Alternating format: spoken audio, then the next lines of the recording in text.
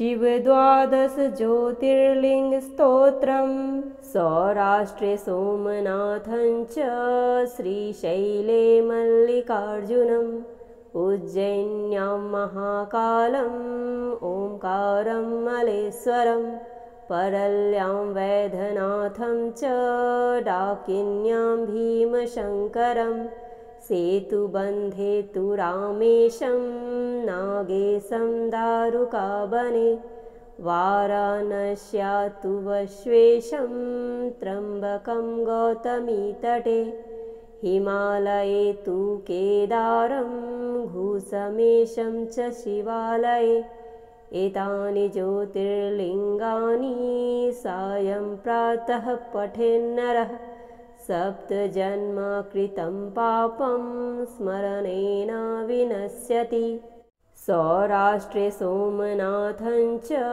श्रीशैले मल्लिकार्जुनम् उज्जैन्यां महाकालम् ओंकारं मलेश्वरं परल्यां वैद्यनाथं च डाकिन्यां भीमशङ्करं सेतुबन्धे तु रामेशं नागेशं दारुकावने वाराणस्या तु वश्वेशं त्र्यम्बकं गौतमीतटे हिमालये तु केदारं घूसमेशं च शिवालये एतानि ज्योतिर्लिङ्गानि सायं प्रातः पठेन्नरः सप्तजन्म कृतं पापं स्मरणेन विनश्यति। सौराष्ट्रे सोमनाथं च श्रीशैले मल्लिकार्जुनम् उज्जैन्यां महाकालम् ओंकारं मलेश्वरं परल्यां वैद्यनाथं च डाकिन्यां भीमशङ्करं सेतुबन्धे तु रामेशं नागेशं दारुकावने वाराणस्या तु वश्वेशं त्र्यम्बकं गौतमीतटे हिमालये तु केदारं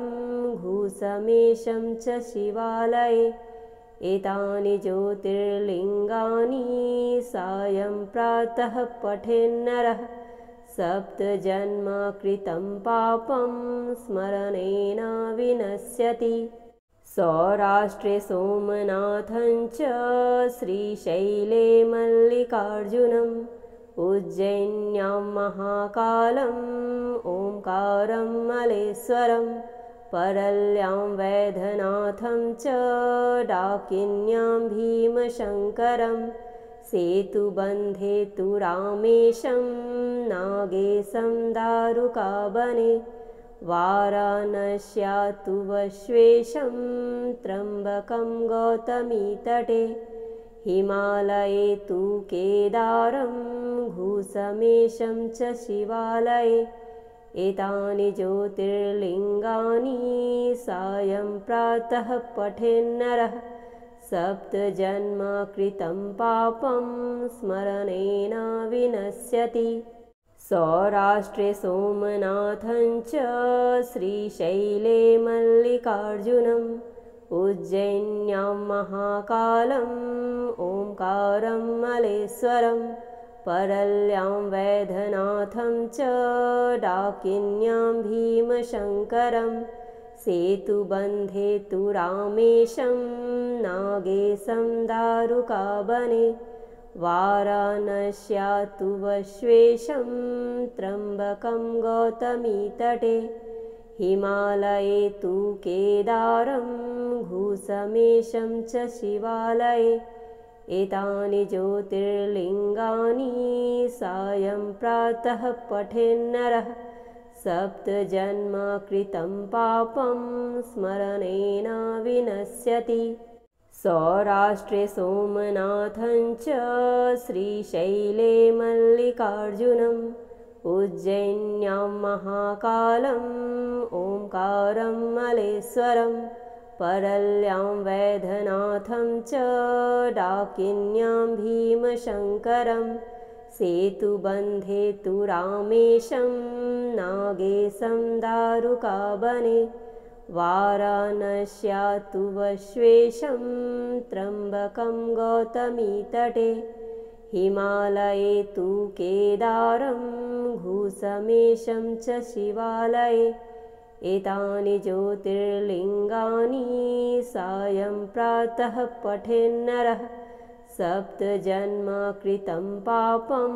स्मरणेन विनश्यति। सौराष्ट्रे सोमनाथं च श्रीशैले मल्लिकार्जुनम् उज्जैन्यां महाकालम् ओंकारं मलेश्वरं परल्यां वैद्यनाथं च डाकिन्यां भीमशङ्करं सेतुबन्धे तु रामेशं नागेशं दारुकावने वाराणस्या तु वश्वेशं त्र्यम्बकं गौतमीतटे हिमालये तु केदारं घूसमेशं च शिवालये एतानि ज्योतिर्लिङ्गानि सायं प्रातः पठेन्नरः सप्तजन्म कृतं पापं स्मरणेन विनश्यति। सौराष्ट्रे सोमनाथं च श्रीशैले मल्लिकार्जुनम्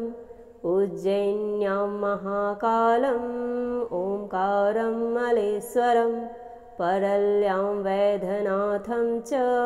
डाकिन्यां भीमशङ्करं सेतुबन्धे तु रामेशं नागेशं दारुकावने वाराणस्या तु वश्वेशं त्र्यम्बकं गौतमीतटे हिमालये तु केदारं घूसमेशं च शिवालये एतानि ज्योतिर्लिङ्गानि सायं प्रातः पठेन्नरः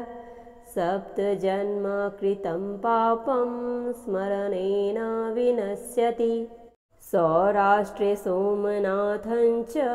श्रीशैले मल्लिकार्जुनम् उज्जैन्यां महाकालम् ओंकारं मलेश्वरं परल्यां वैद्यनाथं च डाकिन्यां भीमशङ्करं सेतुबन्धे तु रामेशं